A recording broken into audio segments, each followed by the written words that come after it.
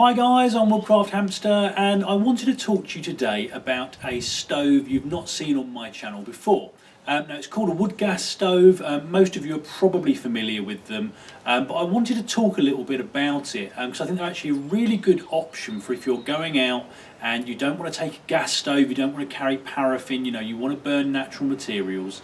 And I've been using the one here for must be close on to 5 or 6 years now, and I find they're really useful. They don't pack down massively small, which can be a bit of a con for some people, but they actually produce quite a lot of heat and they've got quite a good burn time. So what I'm going to do, I'm going to move the camera a bit closer in and I'll show you what it is I've got. Right then guys, so this is my setup. This is exactly how it is when I would take it out into the bush. Start off with a little cotton drawstring bag, and that is just to keep this pot that's inside from getting sooty marks all over my pack and the contents.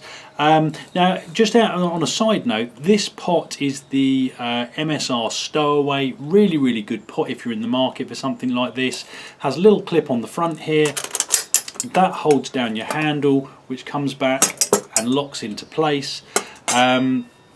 And yeah, really nice little cooking pot. May do a review on this separately at some point.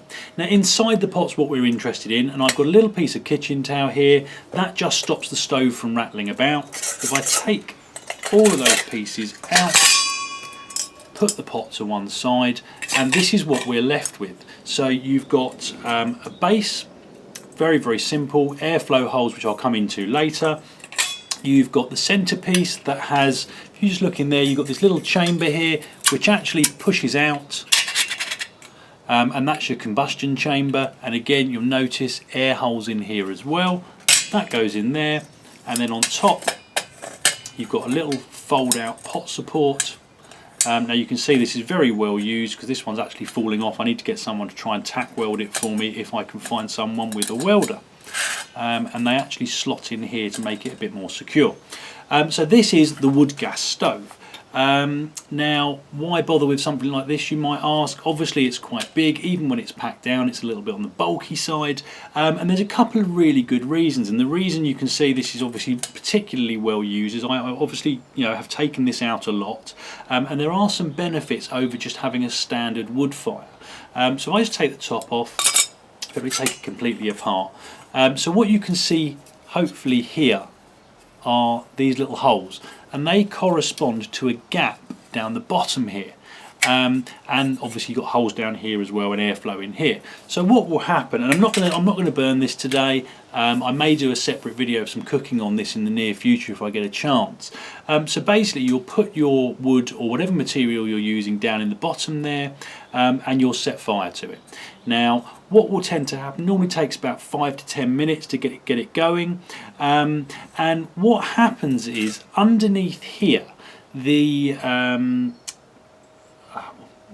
fumes, I suppose you'll class them. I mean essentially it's gas, but the fumes that come out from here get pulled up via the airflow vents down here, and they get pulled up through this little channel up here, and they come out these top pieces here.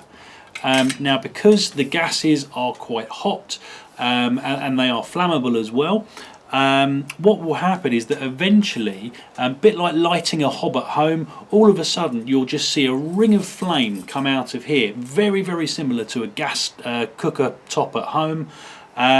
So not only do you have heat coming directly from whatever you're burning down below, you've also got a fairly uniform ring of flame that comes up out the top. Now there's plenty of people that have shown burn times and different things to be burnt in this on YouTube, and I strongly recommend you do a search for wood gas stoves. But really I find this a really useful little stove. Now with a fairly small amount of wood I can get a half an hour's worth of burn time out of it. And it's really useful for sort of cooking stews, making coffee. This pot sitting on top is absolutely ideal for it, and it just works really well. So what else can I say about this stove? You know, as I say, this has come on a lot of trips with me, and it's really hard wearing. When obviously the little supports on the top can be a little bit flimsy. I must admit I dropped this onto some quite hard ground, which is why this one's come away. But generally it's pretty good. And the other thing to think about with this, you know, it does pack down relatively small. You know, you're only going to cook one pot on it at a time. It's not a folding firebox, it's not a frontier stove, anything like that. But for the size and the weight, you get quite a lot out of it. As I say, I will do another video at some point actually using this, just so you can see what I mean. But in the meantime, I encourage anyone to sort of Google it or you know, have a search on YouTube for wood gas stoves. But essentially, the other thing that I really liked about this, and it kind of doing a bit of research before I bought it, it kind of you know, sold me on it, if you like. And one thing that you can use in this, which is quite unusual, are cat litter wood pellets. Sounds a little bit odd, I know. But you know, if you've got the space to take them, or especially if you're going out in the winter time, you want a proper fire, not a gas stove. Especially if you're kind of, you know, making some kind of shelter where you've got ventilation, but you want your stove to sort of heat up the inside for you a little bit, that kind of thing. I take a very small Ziploc bag, or a couple, depending how long I'm out for, of wooden pellet cat litter. And you can fill the stove about 3/4 full. You can get something like a hexi block or a fire starter just to get the fire going. You can do it without, but it does take a lot of time and effort, and it's just a lot easier just to take something like that with you. And I can get probably 40 minutes of burn time out of this 3/4 full with cat pellets. And you know, I can cook a meal on that. I can make some coffee afterwards. I can heat up some water to sort of clean my pots and utensils, and still have enough left if I'm in a kind of an impromptu shelter, you know, something like you know, a debris shelter with good ventilation. It actually warms the place up quite well. So you know, really I wanted to sort of demonstrate this to you just as an alternative to gas stoves or paraffin stoves, both of which I use, but there is something really nice about having something that's wood burning. And this stove, like similar ones, and I actually have a honey stove somewhere. I've actually been looking for it for about a month. I've searched all of my kit, all my bags. I know it's here somewhere. If I can find it, I will do a video about that as well.